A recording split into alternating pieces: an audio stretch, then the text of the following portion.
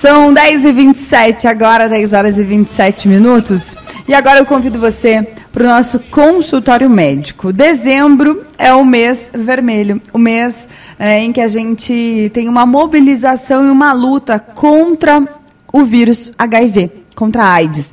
E a gente fala sobre isso agora aqui com o Dr. Ricardo Maldonado Zimmer, clínico geral, formado pela Universidade Federal do Paraná. No programa Manhã da Mais, consultório médico. Dr. Ricardo Maldonado Zimmer, bom dia. Obrigado por estar ao vivo aqui nos estúdios da Rádio Mais. É um prazer recebê-lo.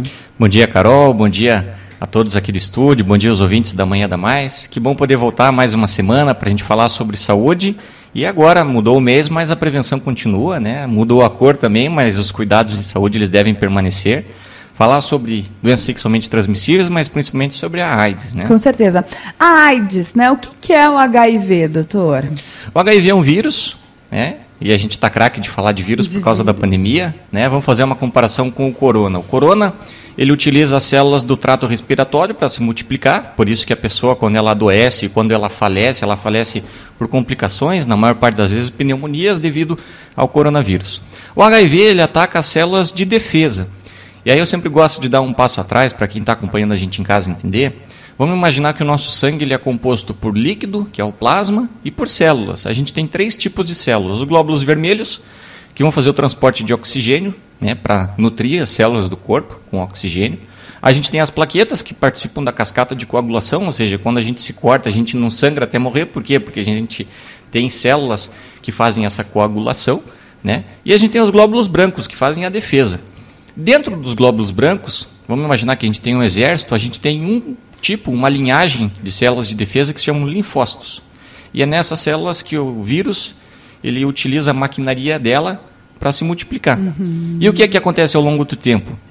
Quanto mais ele se multiplica, mais ele inviabiliza essas células de defesa. A pessoa ela acaba ficando suscetível a infecções oportunistas. E quando a gente percebe que a pessoa está contaminada pelo HIV, e ela tem um diagnóstico dessas infecções oportunistas, a gente diz que ela está com AIDS. Por isso que as pessoas, então, que têm a AIDS, né, não podem pegar... Antigamente, morria-se de gripe, né? Exatamente. Pegava uma simples gripe, então, uma coisinha, um resfriado que a gente normalmente tem só uma coriza de nariz, a pessoa acabava vindo a falecer por conta desse ataque às células de defesa do nosso organismo. É verdade. Se a gente for imaginar nos anos 80, quando a pessoa quando ela recebia o diagnóstico de HIV ou quando ela tinha o diagnóstico de AIDS, praticamente ela tinha uma sentença de morte, né? Década de 80, principalmente, né, doutor? Exatamente, 70, né? Então 80. a gente teve uma pandemia naquela época, né? E hoje, graças ao avanço da medicina, graças às medicações antivirais, a gente tem uma transformação nessa situação do paciente com HIV. Ele deixou de ser um paciente com uma sentença de morte e ele passou a ser um doente crônico, né? Ele passou a ter uma comorbidade. Ele passou, então, a ter essa doença crônica. E como é feita a transmissão desse vírus, né? De novo, vamos voltar lá. O Covid a gente já está escolado, né? Pela respiração, pelas gotículas, né, da nossa boca, enfim. E o vírus da AIDS, como é que é feita essa transmissão, doutor? Então, a transmissão é pelo contato sexual ou por contato sanguíneo. Vamos imaginar que no início, lá no final dos anos 70, início dos anos 80, a maior parte da população que era diagnosticada com HIV eram aquelas pessoas homossexuais. Então, já mostrou para a gente, a via de contato sexual transmite alguma coisa. Mais para frente, as pessoas com hemofilia, que é uma doença que, para ser tratada, precisa de transfusões cotidianamente também começaram a apresentar. E, por fim, aqueles usuários de drogas injetáveis, mostrando um caminho que antigamente eles achavam que era um câncer, uma situação que atacava populações definidas, populações fixas, mostrando que era algo infeccioso, né, que tinha essas vias, ou por contato sanguíneo ou por contato sexual. E hoje a gente tem um predomínio, se a gente for analisar os dados, a maioria das populações contaminadas por HIV no mundo são mulheres já, né? Mudou muito. Então, antigamente, no início da doença, os principais infectados eram os homens, e agora a gente tem essa mudança, e antes eram os jovens também, né, doutor? Inclusive, acho que um caso bastante emblemático que o Brasil todo acompanhou foi o do Cazuza, né? Exatamente. O cantor Cazuza. E hoje mudou muito essa cara da AIDS no Brasil. Outro também, né, outro cantor muito famoso que também falou da AIDS foi o do Legião Urbana, né? O Renato Russo. Exatamente. Né? O vocalista do Queen também faleceu em decorrência, né, do HIV. Vamos lá, homens e gays, né, doutor? É verdade. Então, esse padrão ficou muito fixo, né, na mente de quem viveu essa década, e essas pessoas, elas cresceram com isso, elas tiveram uma conscientização muito grande sobre como se prevenir. Só que o que aconteceu? A gente teve uma mudança de geração, e hoje a gente percebe que aquelas pessoas que estão com 16 a 18 anos, que não tiveram contato com aquela década, né, que mostrou para o mundo o quanto que precisava se prevenir, essas pessoas hoje, elas acabam deixando o preservativo de lado, né, achando assim que a ideia para eles do preservativo é só para evitar uma gravidez indesejada, e esquecem que existem, né, essas doenças que são muito graves e que são transmitidas através do contato sexual. Então, vamos lá, não é só a AIDS, a gente tem várias outras doenças sexualmente transmissíveis, né, que você consegue prevenir usando o preservativo. Então, o preservativo não é só para evitar uma gravidez, uma gestação. Acho que até por isso que o número de mulheres e mulheres mais velhas também começaram a ser infectadas, né, doutor? É verdade.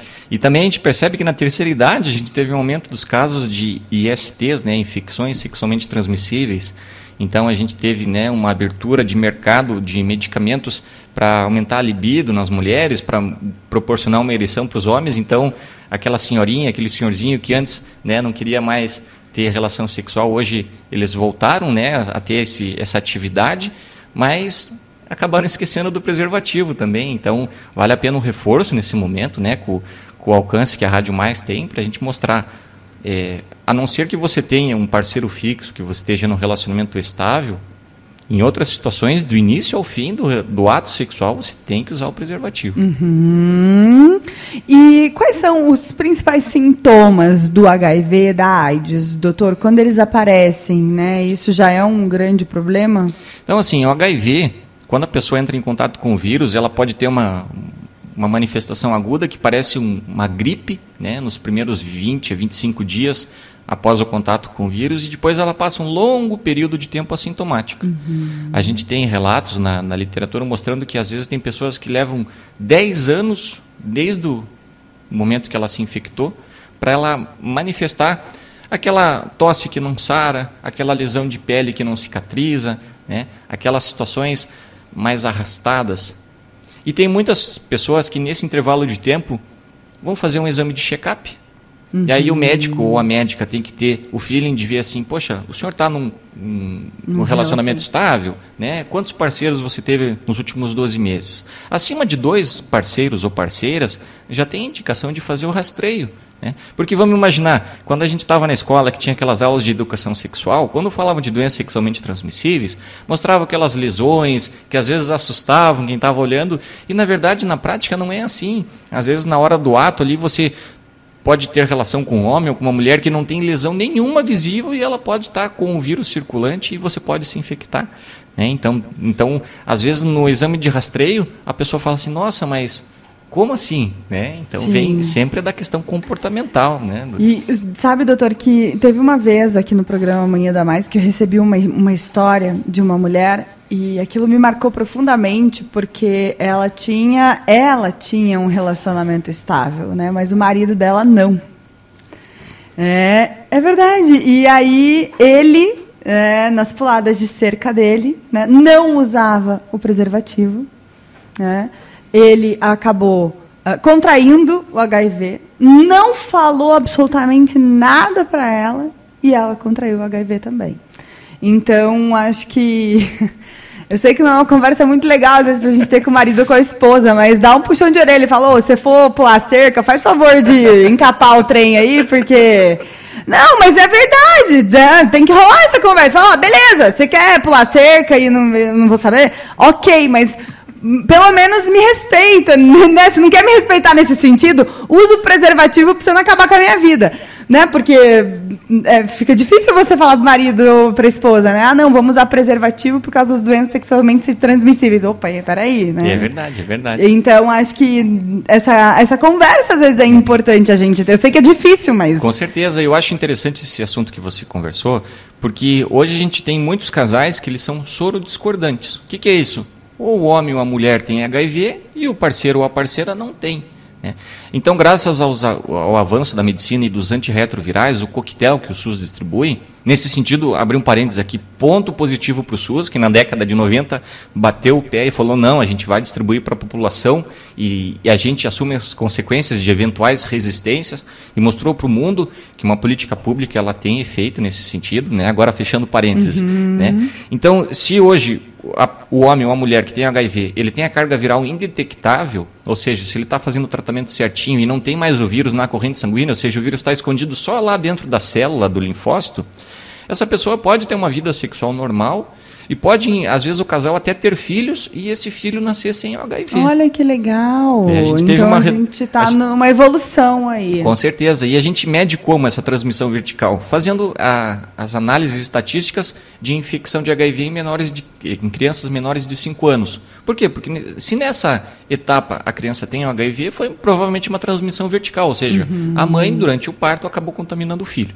Então, nesse sentido, a gente tem essa possibilidade de proporcionar para uma pessoa HIV positivo uma chance de maternidade, de paternidade, né? De tentar transformar a vida dela, que no início era algo como um pesadelo, uma sentença, né? Em uma vida, um cotidiano normal. Então, a gente tem tratamento, né? Existem os métodos, mas é importante você descobrir que tem a doença. E eu acho que vale a gente lembrar aqui que o SUS também oferece o exame gratuito. Você vai lá, chega e fala, quero fazer o teste aí para saber se eu tenho HIV ou não. Às vezes sai até na hora, né? Sai. Eu fiz alguns testes aí que aconteceram até na hora.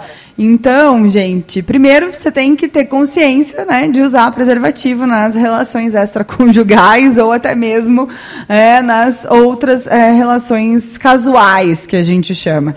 E não usou, vale, né, um mesinho ali, mais ou menos, ir no posto de saúde, fazer um teste, é gratuito, é rápido, ninguém fica sabendo, né? Eu sei que toda vez que eu faço, me dá um medo, né? Dá, eu sou da geração, né, que cresci ouvindo e vendo grandes personalidades da mídia morrerem por conta da AIDS, então a gente tinha uma consciência muito grande e então toda vez que eu faço o exame dá aquele medinho, mas depois vem aquela ufa, né? Alívio, tá tudo bem. Tá tudo bem. A gente tem pergunta no nosso WhatsApp, no 30 58 11 20. Vamos ver vamos ouvir o que o ouvinte quer saber. Pergunta para o doutor, assim, é uma curiosidade, né? Quando a mulher tem HIV, quando ela ganha o neném, se ela pode amamentar ou não? É isso, tá? Bom dia para você, para o doutor, para todo mundo. Um beijão. Obrigada, tchau. Vita. Um beijo grande. Interessante a pergunta dela, né, doutor? Muito interessante. Então, assim, em países... Vou tentar fazer uma distinção. A mulher com HIV, ela é contraindicada a amamentar. Né? Mas vamos imaginar que no mundo a gente tem bolsões de pobreza tão grande que nessas situações abre-se uma exceção para que, em troca de momentos de sobrevida para a criança, ela receba o leite materno, mesmo correndo o risco de pegar o HIV. Então, aqui, no nosso contexto, no Brasil do nosso dia a dia, a mãe com HIV, a amamentação é contraindicada. Né? Então, nesse sentido, parte para o leite de fórmula, né?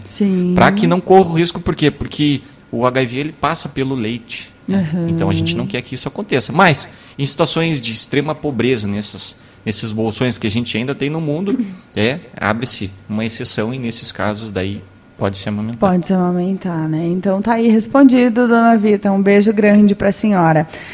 Uma pessoa que tem AIDS pode beijar na boca outra pessoa que não tem AIDS, doutor? Pode sentar perto, pode compartilhar talher, né? Então é um preconceito que tem muito ainda, um estigma que se carregou devido ao medo que o HIV provocou quando ele explodiu, né?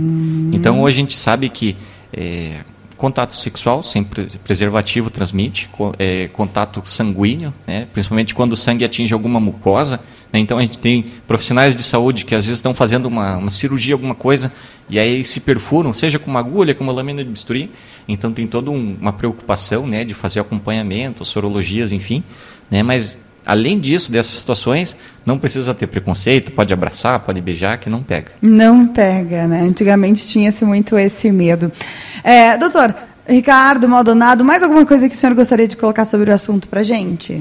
Eu acho que para encerrar, durante esses quase 2 anos de pandemia, a gente acabou esquecendo que existiam outras doenças, que outros vírus estavam sendo transmitidos além do coronavírus, e que esses vírus têm impacto no longo prazo, né? Impactam na nossa sociedade, às vezes pessoas do nosso cotidiano, pessoas próximas, e que esse mês de dezembro sirva de alerta para a gente entender que se a gente for ter uma relação casual, né, uma relação sexual, tem que usar preservativo do início ao fim, né, que não é só para evitar uma gravidez desejada, mas sim para evitar uma doença que pode ter impacto no curto, mas também no médio e no longo prazo. Até porque não é só HIV, mas são várias outras, né? Sífilis, hepatites, tem a questão da herpes também, do HPV, que depois pode virar um câncer, né? Então, são várias as doenças que são preveníveis usando o preservativo nos relacionamentos aí, gente. Então,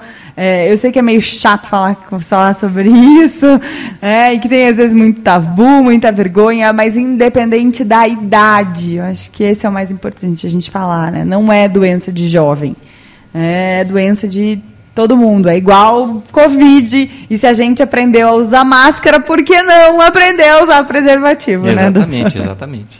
Legal, quero agradecer aqui a presença do Dr. Ricardo Maldonado Zimmer, médico, ao vivo comigo aqui nos estúdios da Rádio Mais. Nossa conversa vai ficar disponível no site radiomaisdigital.com.br e também lá no YouTube da Rádio Mais Digital, Facebook e Instagram, o nosso vídeo, porque o doutor esteve aqui nos estúdios da Rádio Mais uma vez, muito obrigada. Eu que agradeço. Um grande abraço. Quer saber de tudo?